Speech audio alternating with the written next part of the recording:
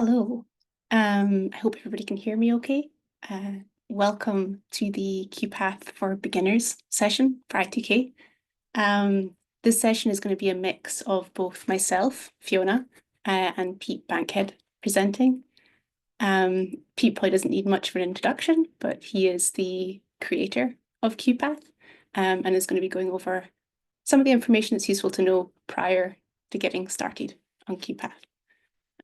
So do you want to give it a few more minutes for more people to turn up, or are you happy to go? I don't mind. I guess we can start. Sounds good. Thanks. Yeah, thanks, Fiona. So I just want to have a few slides at the start as kind of background, and then most of it is going to be demos, and Fiona is going to show some stuff, and I'll show a little bit in between as well. I'm not sure how many of you were at the QuPath for Fiji fans workshop that we've just had. We're going to have a little bit of an overlap at the start for people who weren't there. I'm probably not going into quite so much detail. But within this workshop, I want to start by speaking a little bit about why you might want to use QuPath at all, as opposed to something else, because there's so much other good software out there. And then I want to discuss like one kind of mental model, which I think helps to understand the whole idea behind QuPath and how it works. And so we'll cover that briefly now, and then we'll move on to the demos of the software itself. Okay, so very quickly then, why would you use QuPath at all? So this is a video that I recorded a while ago, and I try to be really strict with myself and look at the analysis of 3 different images in 3 minutes. And so this is going to be very quick. Do not worry about following all of the details of this. The purpose of this is to give you kind of an overview of a sense of what the software can do. And then we'll look in more detail at how all of this things looks. But all of this is in real time, so it's not like speeded up or anything. So what you're seeing here is the main QuPath user interface. And QuPath tends to work with things organized as projects, and you can create a project easily, just create an empty folder and drag it onto QuPath. Or you can click create project, but drag and drop's easier. And then I dragged on a few images to import them, and now I want to annotate these 4 bits of tissue to find out how big they are. I was trying to do it in 3 minutes, and so I was really rushing, and so I wasn't doing it very well. But in this case, I'm using the brush tool, and as you can see that I can change the brush into an eraser tool as well. But it's much more satisfying whenever the magic wand tool works, and so that's what I've activated here, the wand tool, and that allows me to annotate the tissue really quickly. Within a matter of seconds, I've been able to analyze get the area of those 4 pieces of tissue, despite the fact that the image itself is over 4 gigabytes in size. This is a much bigger image. This is up to about 30 gigabytes in size. And here we want to be able to quantify the proportion of the tissue which is stained brown. So that's stained positively. Certainly don't want to have to annotate all of that. But what we did instead is draw a couple of lines for positive and negative regions. So positive in red and negative in blue. We want to not measure where there's no tissue at all. And so what I'm doing now is I'm drawing a little line, and I'm saying that I want that to be ignored. And that is basically resulted in QuPath training a 3-way classifier for positive tissue, negative tissue, and not tissue at all. And hopefully you can see in the bottom left corner that if I draw an annotation now around that, QuPath is based upon these classifications, it will automatically give me the proportion of the different tissue areas immediately calculated. And I can retrain a pixel classifier at lots of different resolutions depending upon how much detail I need. And so all of that should happen very quickly and easily.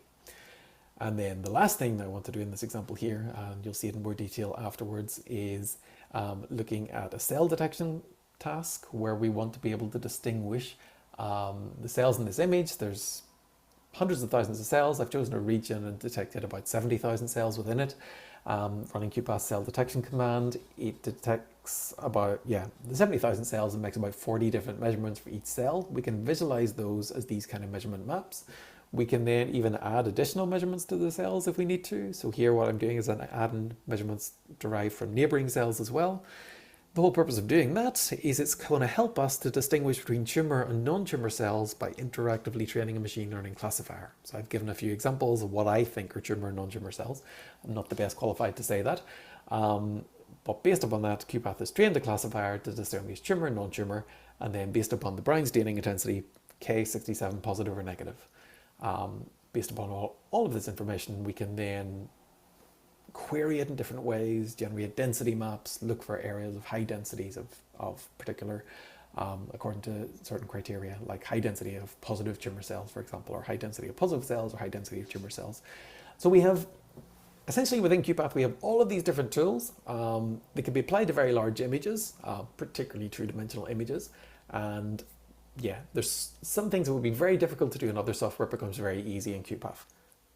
Caveat to that is, there's some things that's easy to do in other software, which is difficult to do in QuPath, and you need to know what the difference is to be able to decide if QuPath is the right thing for you.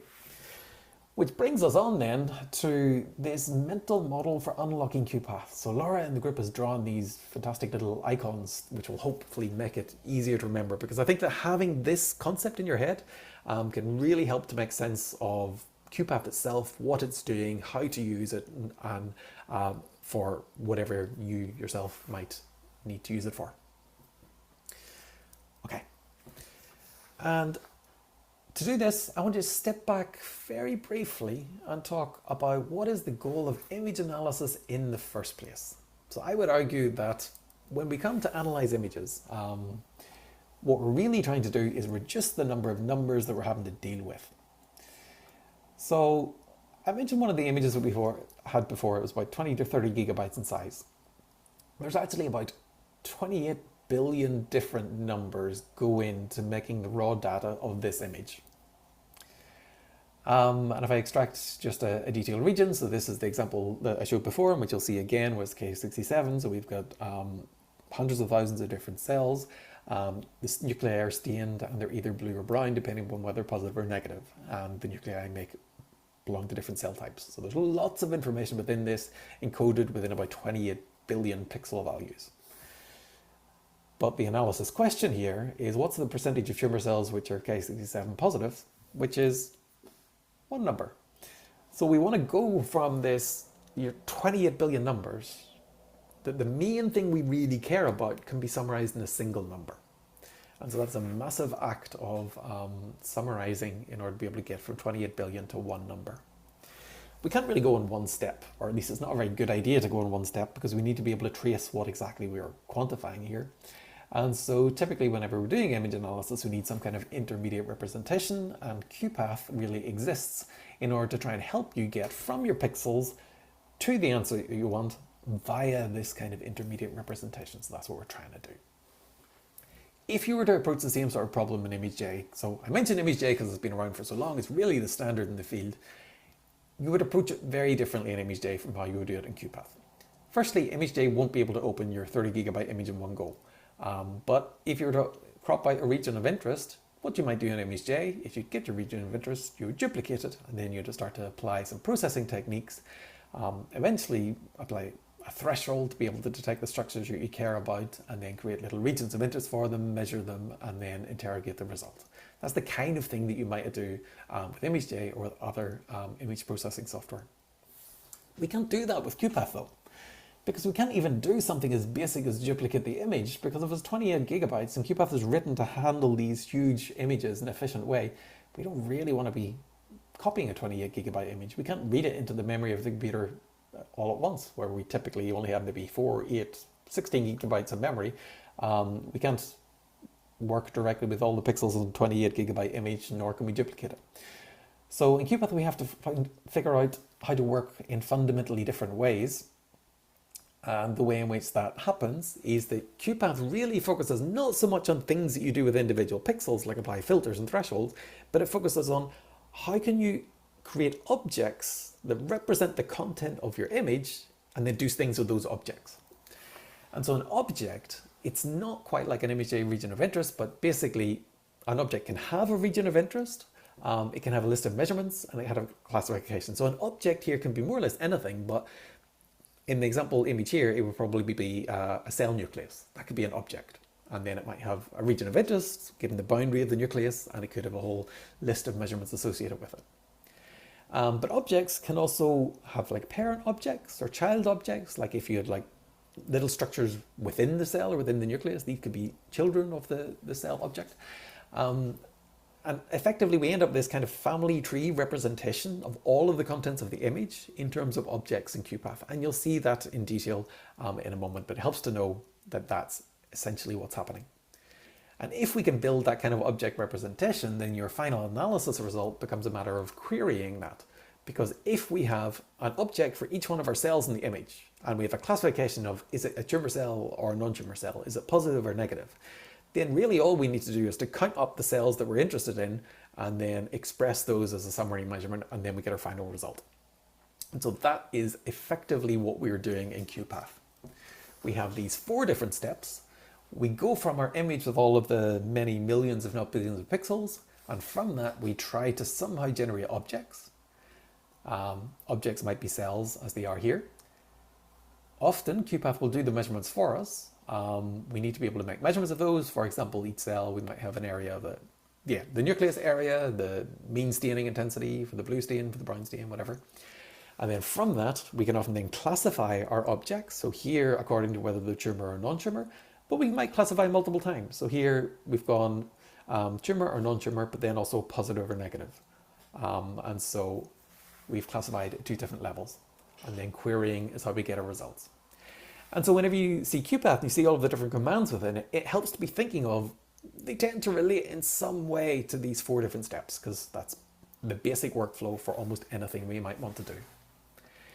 And the thing that makes QuPath particularly useful is that there's different ways to do each individual part. So we're going to look a lot at cell detection, but it's not the only way to generate objects. You can do it with a pixel classifier, superpixels, and in the workshop earlier we looked at using ImageJ. There's different ways to measure things, there's different ways to classify things, there's different ways to query them. But the 2 questions you should ask yourself when deciding whether to use QuPath is, can you think of your problem in terms of objects? And can you figure out how to generate, measure, classify, and query those objects within QuPath? And if so, then it might be a good choice for you. So hopefully that makes some kind of sense. It'll help to have that somewhere in your head as we switch now to the demos and discussions. And Fiona is going to show some of this in practice. And as she's doing that, I want you to be thinking about how this relates to generating, querying, measuring objects, and so on. Thank you. And feel free to post any questions in the chat as we go along. And I will just share my screen.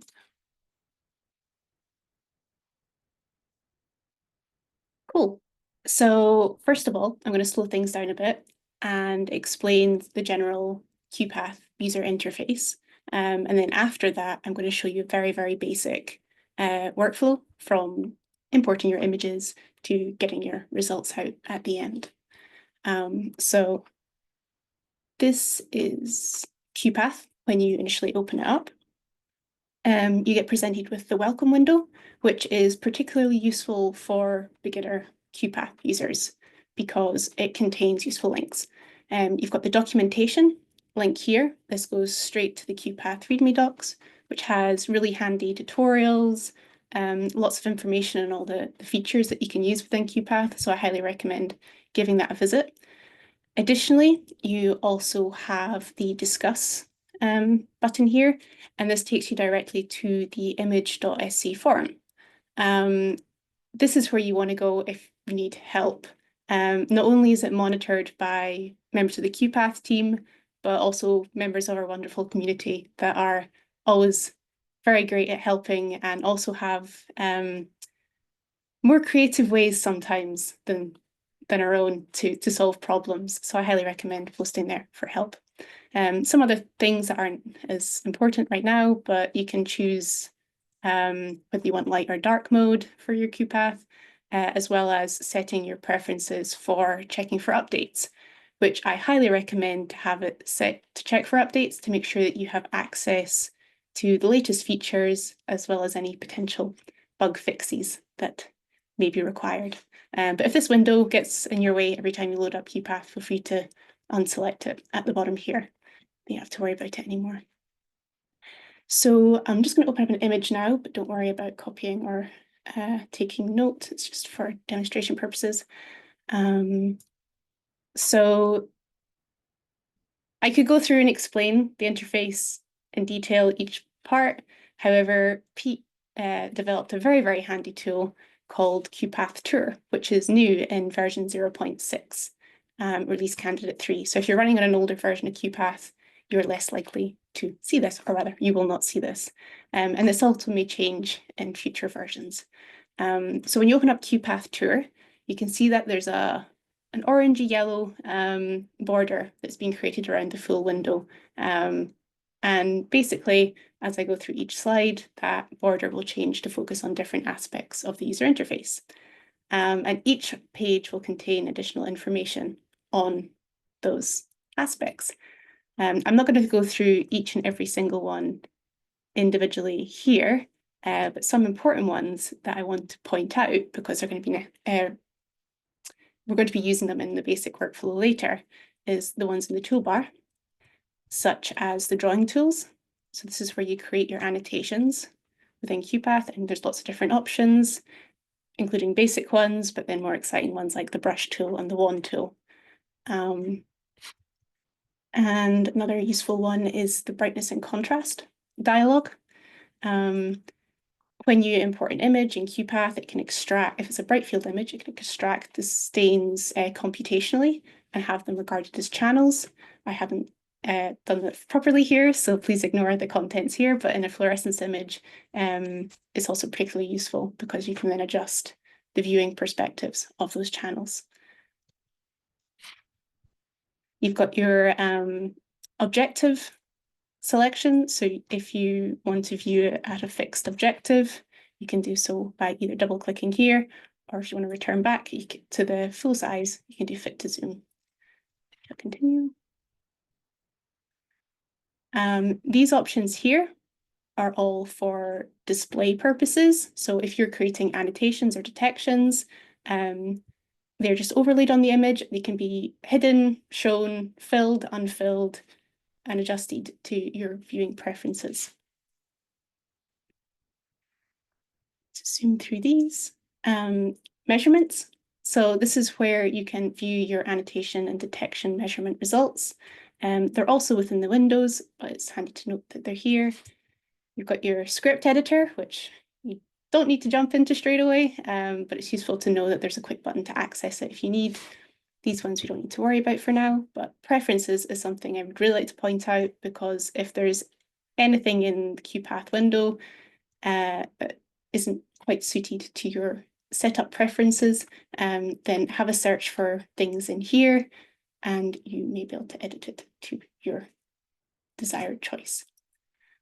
The log viewer is extremely useful, particularly for new users, but also advanced users. If you encounter any errors or QuPath stops working at any point and you need help, there'll be a little orange or red icon up here, similar to what's being displayed in this section. And this will indicate that something has gone wrong. You can select that part that has gone wrong and see the description of what's the issue. Don't worry if you don't understand this, because if you post it on the forum by copying it, you can then hopefully get help from someone else that understands the message and then unblock you. The context help, or help viewer here, is a relatively new feature that basically provides context. So when going through the workflow, I'll keep this up, and basically it will provide more information on things that you aren't necessarily aware of what they do straight away. For example, it's telling me here that I don't have a project open because I'm just viewing an image on its own. And also I've not set the image type, which is why the brightness and contrast wasn't filled in properly. So the other ones, just to finish off here, is the project tab. In QuPath, we like to work with projects as it's a good way of containing all your images and the data that you've generated from those images in packages that can then be, one, opened by you at a later date, but two, also shared with other users. Additionally, you've got your image tab, and this is where you can view all the metadata from the image that you've just imported, such as pixel size and width if you have them, but this very much depends on the information that the translator has been able to access from the image import, which we'll discuss later. Got your annotations tab. This is where you can view all the objects that you're creating in QuPath or in your image. Again, we'll be going into this one a little later, so I will leave it for now. Hierarchy, no need to worry about that for now. And workflow tab, also not a concern for now. Cool. So that's just the general overview of the interface. And now we can get into actual analysis. So I'm just going to restart QuPath so it's completely fresh.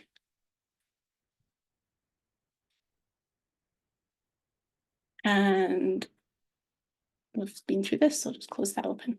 Cool. So as I said before, normally when you start your analysis in QuPath, we suggest that you start by creating a project. To do that, you can just create an empty folder anywhere. So I have this I2K beginners project on my desktop here.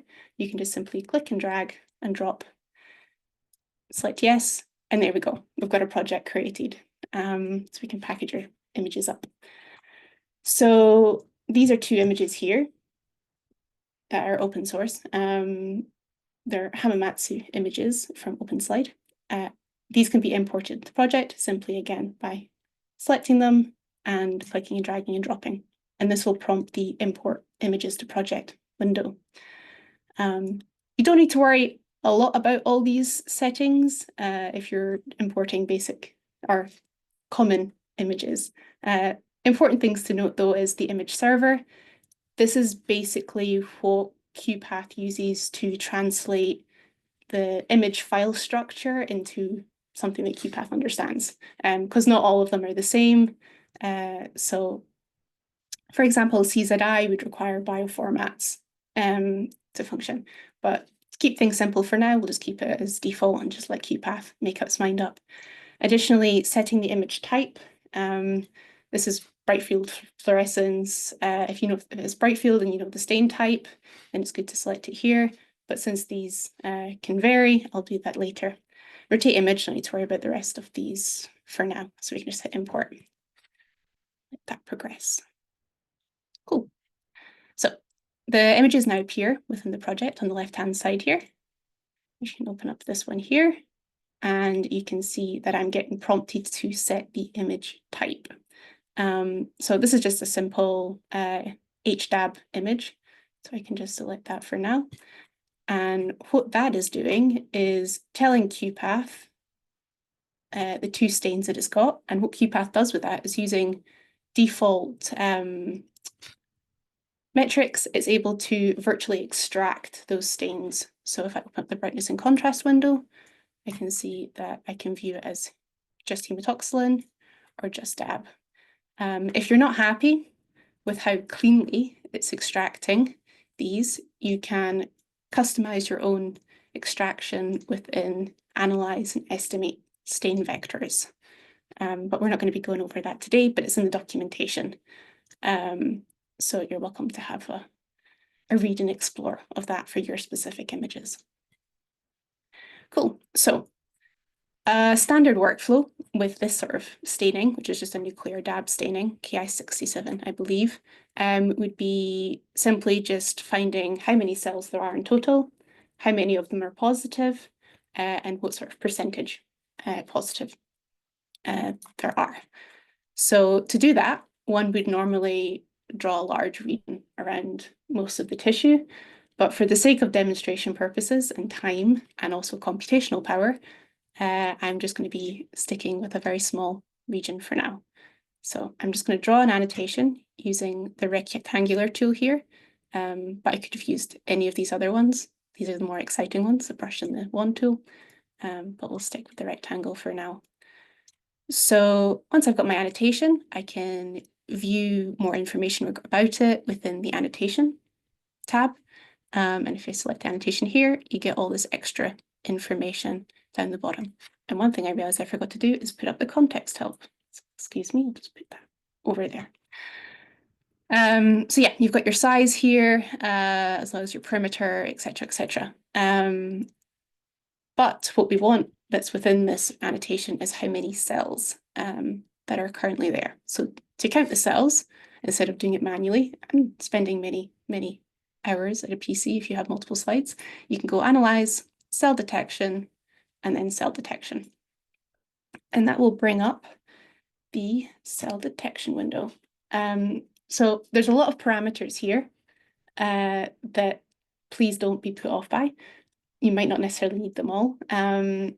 If you do need certain things, if you hover over them and you have context help up, you can see that the description is changing to provide you with the information of what that parameter does. We're rather lucky in this case, in this image, it's pretty standard. So if I just hit run with the defaults, it will take some time, but it does a pretty good job at detecting the cells. You can see there's some not so great ones here, which Pete will be providing an alternative method for potentially adjusting. But it does, you can adjust the metrics here and finely tune them so that you can fit your images slightly better. But yeah, as I said, Pete has a nicer method to show after this. So now I have the cells all segmented and detected within this annotation. If I click on the annotation, I can see that it now has 6,625 detections within it. So I've got my total cell count. However, it's not so useful just knowing the total number of cells. We want to know how many positive cells there are. So there's another thing within classify, object classification, and set cell intensity classifications. And what this allows you to do is, now you have your cells detected, you can choose a certain parameter of those cells. Sorry, I should probably click on an actual cell. So this little cell here is selected. You can see that I have all of this data that is applied to that cell. And what I want to know is how many of them are brown within the nucleus. So there is the nucleus, DAB, OD, mean there. So if I go back to object classification, set cell intensive classifications there. And I will select nucleus, DAB, OD, mean. And what you can see here is brown ones over the value of this here are defined as positive, which is red, and the ones under are blue. And if I adjust this, I can make them, most of them, there we go, most of them, blue, or I can make them all positive. So you would finely tune this to your specific cells. I'm just going to leave that there for now. And if I hit apply and go back to the annotation, I can now see that it tells me not only how many cells there are up here, it tells me how many negative ones, how many positive ones, and the total percentage of that. Cool. So now that I have that, it's all good having the measurements within this window here. But QuPath is not a data analysis platform, so ideally you want to get them out some way. So to do that, you can do this via the annotation or detection measurement windows. So I'll start with annotation here. This essentially is all the information that's stored within this annotation here, and it goes along quite far. Obviously, you'd have more annotations potentially if you've got more pieces of tissue in your image, but we just have the one annotation for now. But more usefully, you've got your show detection measurements, which is a very large list of 6,625 cells with all their metrics. And very usefully, you can sort these by size here. So I can see I've got a very large cell here. And then if I'm not sure if it's real, I can double click on it and it'll hop to that specific cell. I am not a pathologist, so I'm just going to nod and pretend that everything's fine and that's a cell. But you can also view these parameters in histogram form. So you can get a good overview of your cell detections that are going on and potentially pick up outliers that haven't been detected right. But yeah, so from here, you can either copy to clipboard and this will copy your all your detections, or you can hit save and yes, create a file that you can then open up within Excel. And just before I pass back across to Pete, should you want to repeat this on another image perhaps, without going through all those steps together, there's a very handy tab, the workflow tab here, and you can see that this has recorded every single thing that I have done to this image, including the cell intensity, sorry, the cell detection, which that contains the parameters that were originally run on this image. So you can always repeat what you've done. And conveniently, you can always create it into a script with one click, and a few little adjustments here, but Pete will be going into that later. So I will hand back to Pete, who will show you some more cell detection. Thank you. Hopefully you can see my screen now. So what I'm going to try and do is to recap some of that on quite a different type of image, and also introduce some work which Thibaut is going to show tomorrow in his workshop. Okay, so I'm going to create a new project. So just a new empty folder. I'll drag it onto QuPath to open it. And in this case, I've got some example images from the Broad benchmarking collection. So I'm going to import them. And so the difference here is, well, firstly, they are smaller, quite a lot smaller, and they are fluorescence. And we've got 2 channels. So here we have the brightness and contrast. We can turn channels on or off. We can change the color of a channel. And then let's save that. And so, yeah, this is a different type of image that we can work with in QuPath.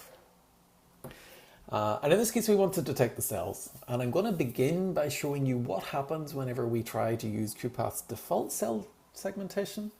And then I'm going to show how we can improve upon it. So whenever it's opened, it's really just stored this command of set the image type to be fluorescence. It hasn't really done very much. But this is the workflow tab that Fiona was telling us about, where it records what we do. First thing I want to do is I need to have an annotation. So I need to have a region in which to detect the cells. So I could draw that manually with the drawing tools, but actually I would like to detect cells on the entire image. So I will go to Objects, Annotations, Create Full Image Annotation. I should point out that whenever we say annotations and detections, these are both types of object in QuPath. So the whole thing is about objects. Annotations are objects, detections are objects. They just behave in slightly different ways, as you saw whenever Fiona showed the tables. Okay, so we've created a full image annotation around everything. And then if I go to Analyze, Cell Detection, let's take a chance that it might do something simple or sensible with the default parameters. It's not brilliant, but actually it's not too crazy. We notice that we can choose the detection channel, and it happened to get the right one. If I tell it to use the green channel as well, the one called cell, it's terrible. But if I give it the nucleus channel, I could adapt these parameters, but we got a bit lucky with the defaults and they worked quite well.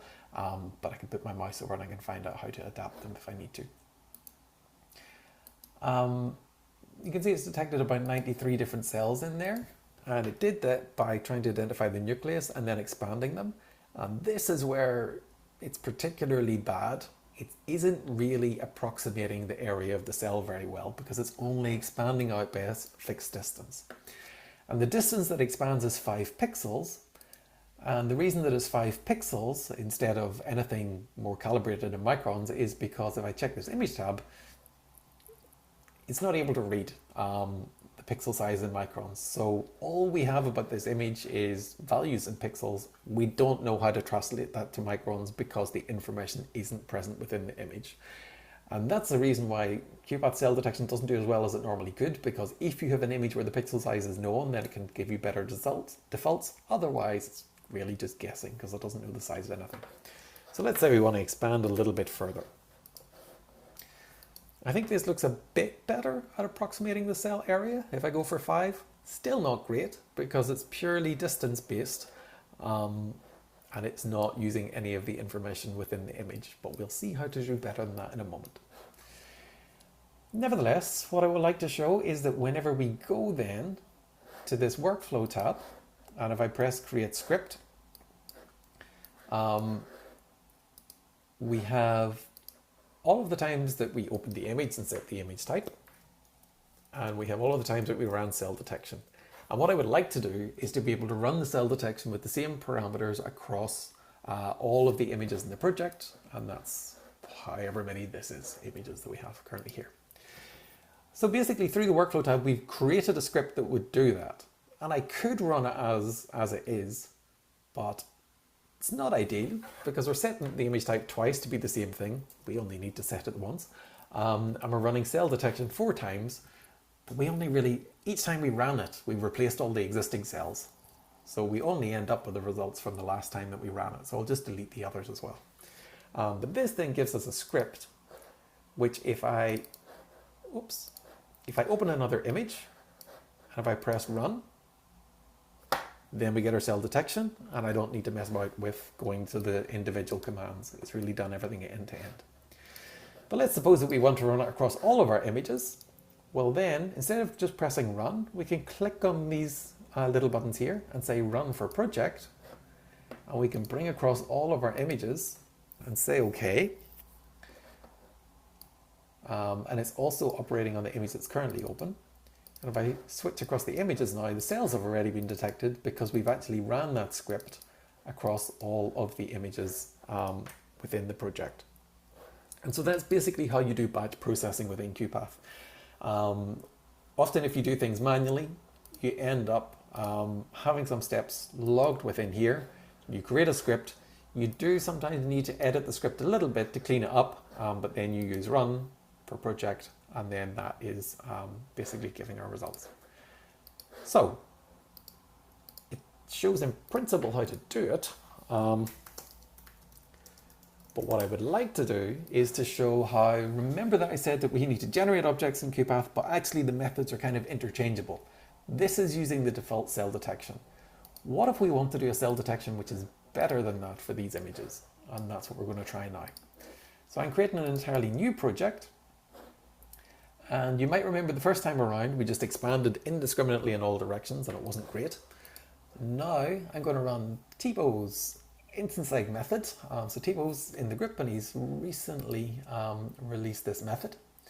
So same steps until this point. I open the image, I create the full image annotation. But now what I'm going to do is I'm going to run instance egg. So this is his deep learning based AI method. I'm going to choose his fluorescence nuclei and cells model to run, and I'm just going to press run. It's giving us a warning that the pixel size isn't set, so the results might be inaccurate because this instance egg model assumes that your pixel size is about 0.5 microns per pixel, and it happens that it's a pretty good default and it does okay here. And this then is what we get whenever we run instance egg within this image. What I should probably point out is that this wasn't trained on this image at all. It was trained on a completely different data set, and Thibaut will talk about this at his workshop tomorrow. So if you want to find out the details of this method, join Thibaut tomorrow. And also you can check out his preprints that describe the set that it was based upon. It wasn't even trained on very similar images. It was mostly trained, I think it was really just on tissue here, but it happens to work very well on these images too. I hope you don't mind. If I zoom in, you can see it. Fiona mentioned you can customize lots of things, and so I'm going to change a preference here. It's going to help us to see a little bit better. That what we have is now we haven't just indiscriminately expanded nuclei in all directions, but actually instance egg is able to use the intensity information within all of the channels within the image, and then it's able to give a better approximation of the cell. And we've chosen random colors in there and to be able to better distinguish when we have different cells. But this does support the same workflow. And so if I run this for the project,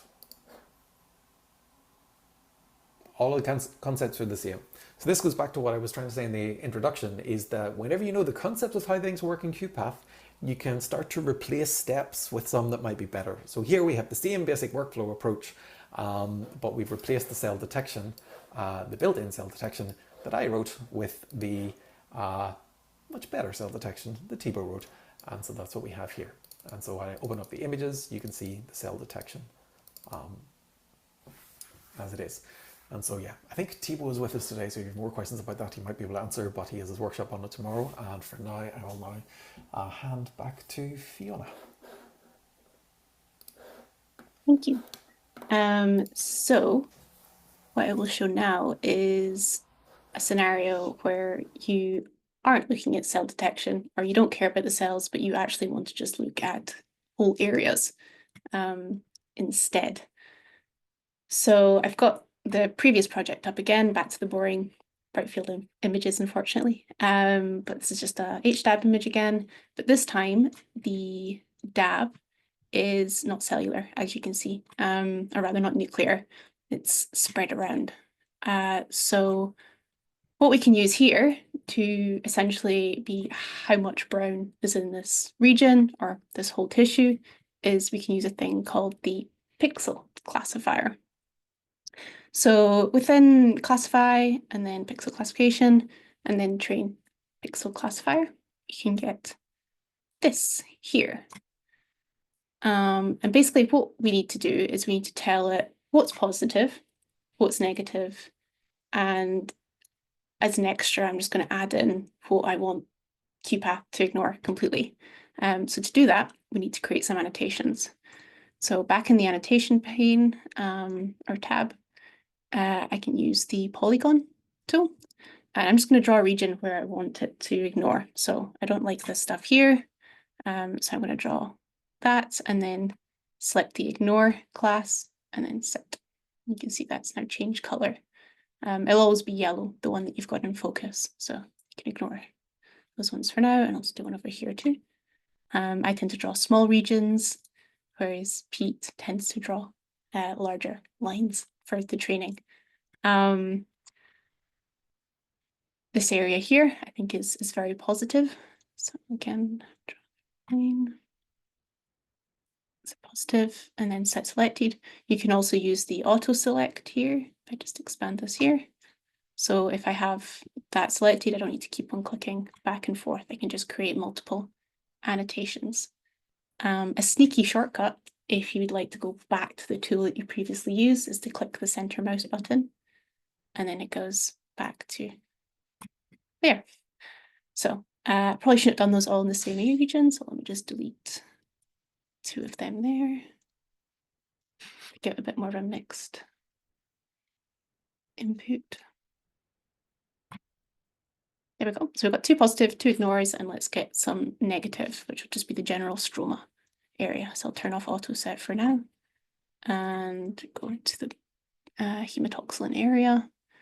Just create 2 more. Set the select T. Let's get another bit here.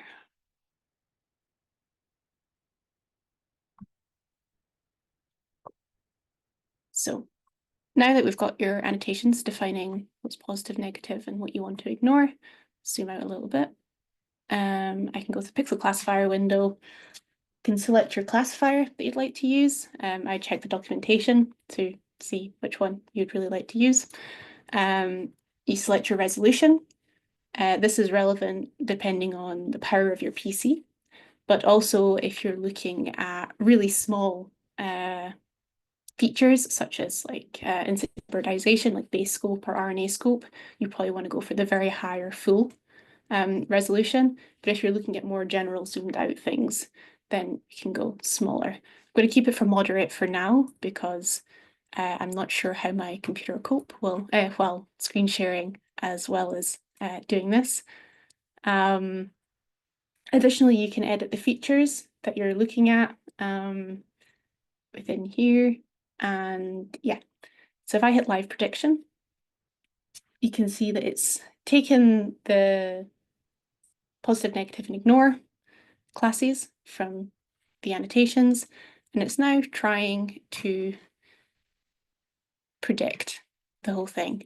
So it's not very useful that the color is so opaque. So using the slider up here, I can lessen it a little, and then you can see that it's done a pretty good job where the red is overlapping the brown regions. If I zoom in, there's probably areas that are not so good. And if that's the case, I can then go back and create a new annotation to define that. But yeah, this is something that you'd probably want to spend some time doing, finely tune, but for demonstration purposes, there is not the time left to do that. But before I pass or I go into the any questions, I will show that if you create a large annotation over this region here, ideally that annotation would perhaps be your whole tissue.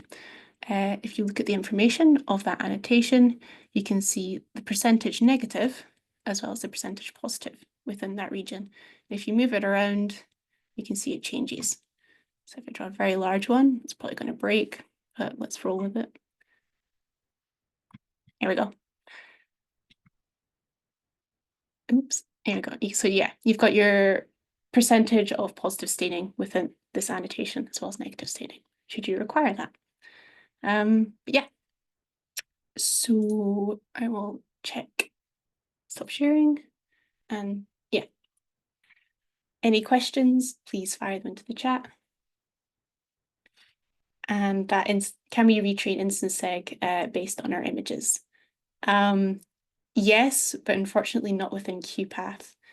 Pete may be able to add some more information on that one. I'm seeing if we're able to unmute Thibaut in case he wants to add it, but I'm not sure if he's ready to answer a question at the moment.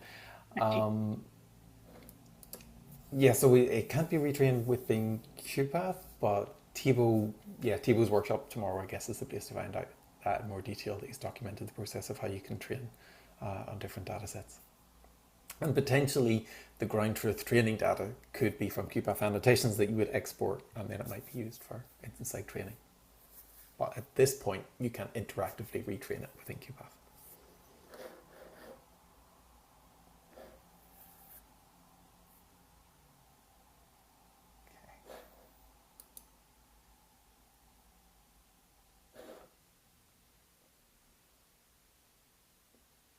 Does anyone else have any other questions?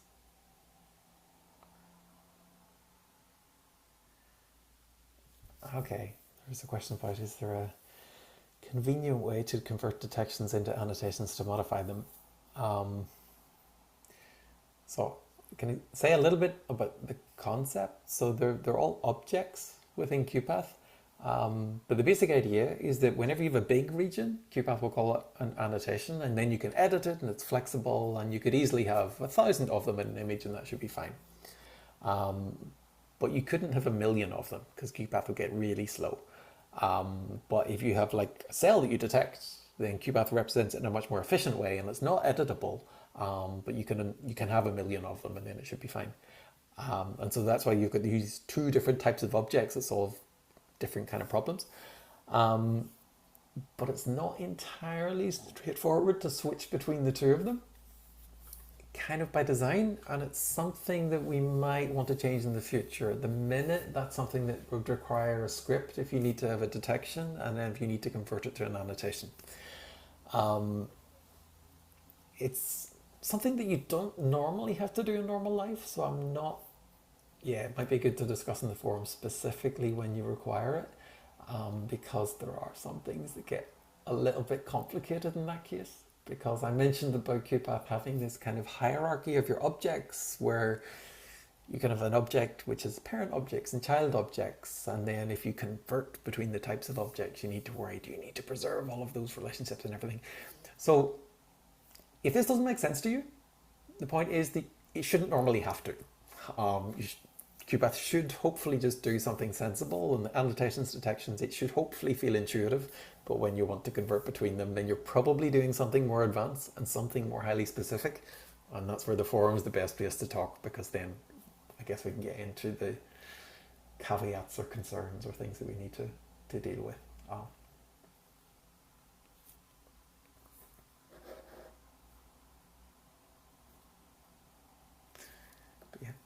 Through scripting in QuPath, lots and lots of things are possible that we haven't figured out how to make user-friendly through the user interface, or which are sufficiently obscure that they haven't earned the right to have valuable space on your screen.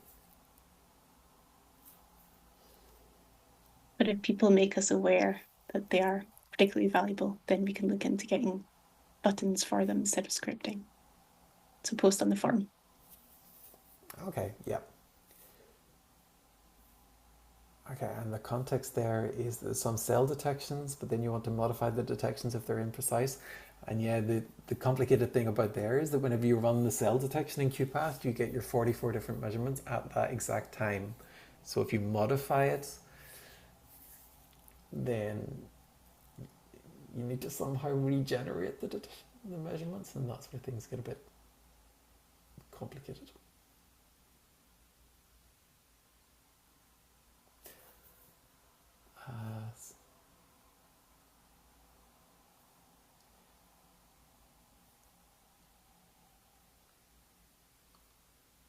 Okay, so the question there, just to finish the first one, was should I directly go with annotations instead of detections? Don't know the answer to that.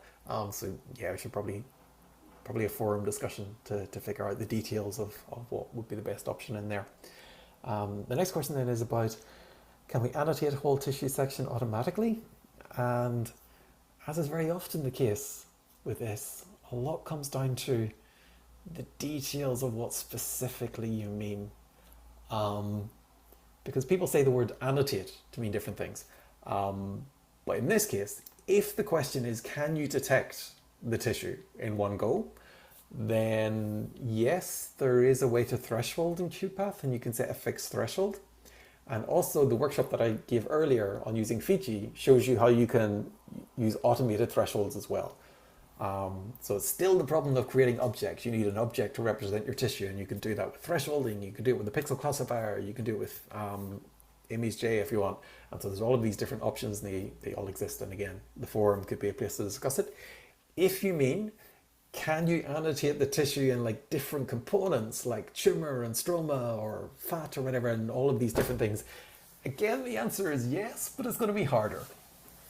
And so, yeah, the details of what exactly you need to annotate are going to be important. And when I say the answer is yes, again, it's going to depend a bit upon your staining and if the classifiers are good enough. So, yeah, we rely upon the forum a lot to discuss the specifics because they're always important. Okay. Thanks. Next question is this, Fiona.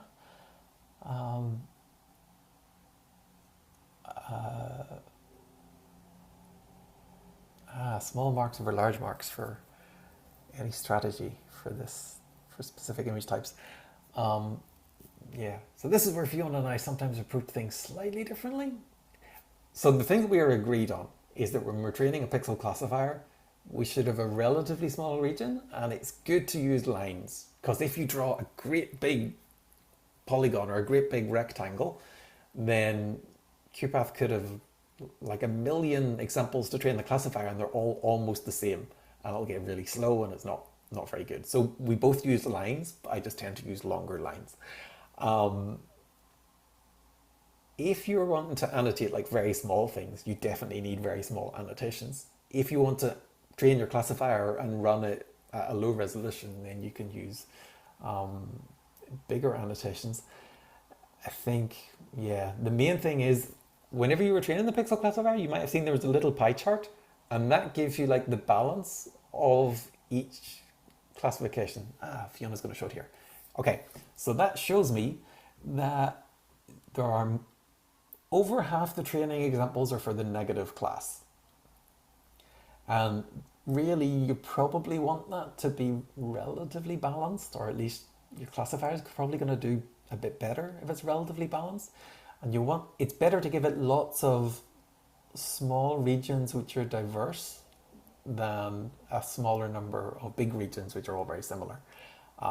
And so, yeah, if you're not very satisfied with that classifier, the thing I would do is I'd look to which class has got the fewest examples, and there was the red one. I'd give it a few more there, and I'd give it a few more ignore. And if it's still not any good, then I would maybe give it some more negative examples. But then I might look into some of the other options that Fiona pointed out, where you could change the features that go into the classifier and maybe give it, select a few more of those, or yeah. I'm possibly very overcautious because of overtraining it in the past. Sometimes if you've spent too much time in it, it's better just to reset and start again if you can't get it perfect. Yeah. And I wouldn't necessarily believe that my approach, because I haven't used QuPath pixel classifier as much as some other people anyway.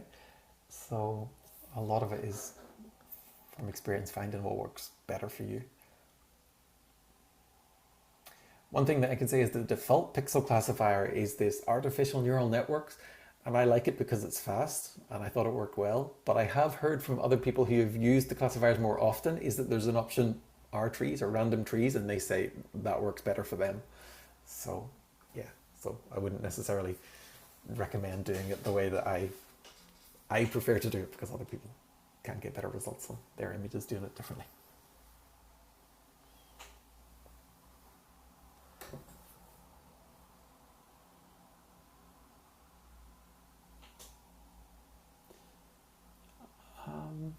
So there's a question about, does overtraining the classifier essentially look like never be able to balance the pie chart?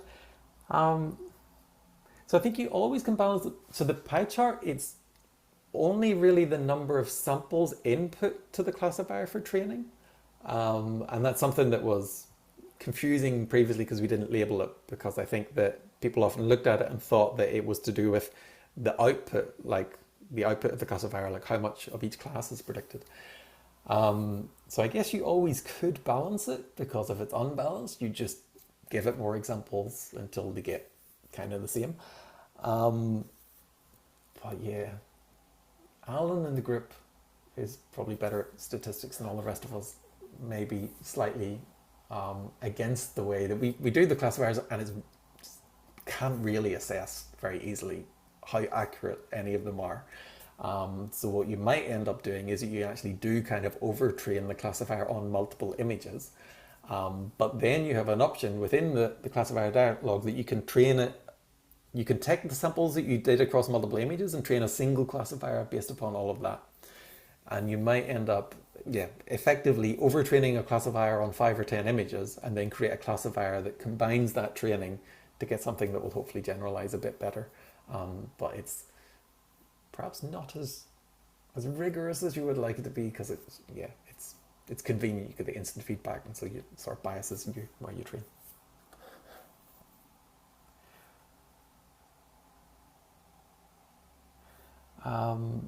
Yep, and so the question then about, can I have one class in one image but not in the other? Yes, I think so. Fiona, can you share your screen if you still have it open? Thank you. Yeah, so there is this load training button. Yeah, you can see the classifier there. And with load training, that would allow you to bring in the training from across multiple images if you have it. So it might not be a good idea to do it in case it's, because they aren't trained on the same sort of thing. And it might actually try and use the annotations that exist if they are on the other image. But yeah, so I think it won't care if you don't have all classes and all images. But yeah, if you try it and you find out that's not the case, then you can report it on the forum. But it should be possible that you can load training data across multiple images. There is another thing that you can do, is that you can select regions and then create what QuPath calls a training image, where it will effectively crop out those different regions and place them side by side. So you're only looking at one image, but it's got different parts from different images, and you train on that. So that's another way that you can train across multiple images, but then you can sort of get the feedback. It's maybe worth a try, but depending upon your file format, if it's like a really heavy one, you might find that QuPath gets a bit slow and it's not much fun to train that way. You might find the software responds faster if you just train one by one and then combine at the end.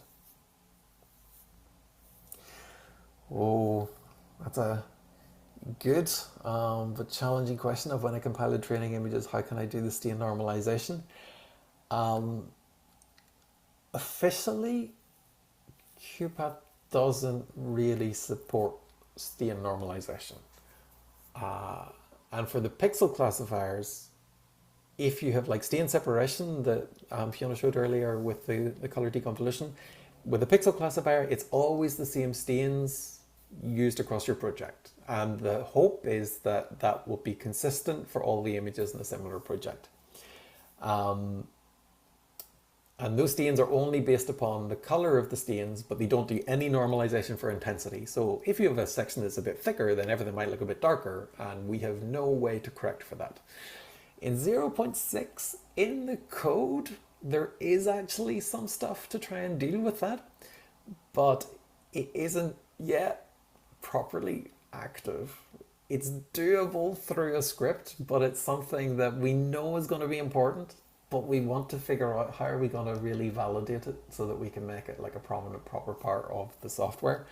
And we haven't managed to achieve that yet. So we're thinking about it, we're working towards it, but at the minute, kind of the assumption is that hopefully you'll be able to train across enough images to get a classifier that isn't too impacted by the stains. Okay, so estimate stain reflectors. That's the thing where we can estimate them on a compiled training image. It would just work exactly the same way, but you would just have 2 stains or 3 stains for all of the images. You wouldn't be able to have different stains for different images. But yeah, normalizing slides is a tricky issue. And something that may be needed or would be possible at the moment is that if you can somehow normalize the images outside of QuPath and then save them, then import them into QuPath, then that would be good. Because some people work, there's papers published specifically on stain normalization that don't do anything else. And so it's a little bit like with image registration, that's something where slides are aligned. It's something that it would be nice if QuPath could do it, but it's such a big task that in principle you could use a method determined externally, and as long as they can write an image file, then it can be done separately of QuPath, and then we just import the normalized images. So that might be an option as well, if you can find a good open method that allows you to do the normalization or registration.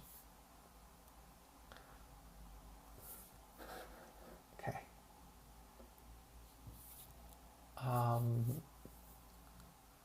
Next question then is about how can we optimize the positive and negative signals in the pixel classifier? Can you explain further, or Fiona, do you have an answer to that? I'm not sure I just want to confirm it's the actual in the QuPath itself and not the staining.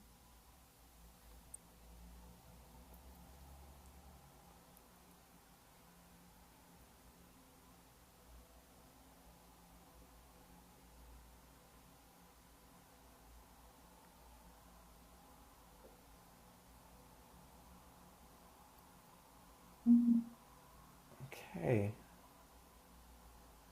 I'm not sure what the answer to that is. I think it might be a topic for the forum as well, because yeah, it's usually the case that the details turn out to be really important, and it's hard to discuss that without looking at example images. So if you have any example images that you want to apply it to, if you're able to post any examples in the forum, then that'd be a good place to continue.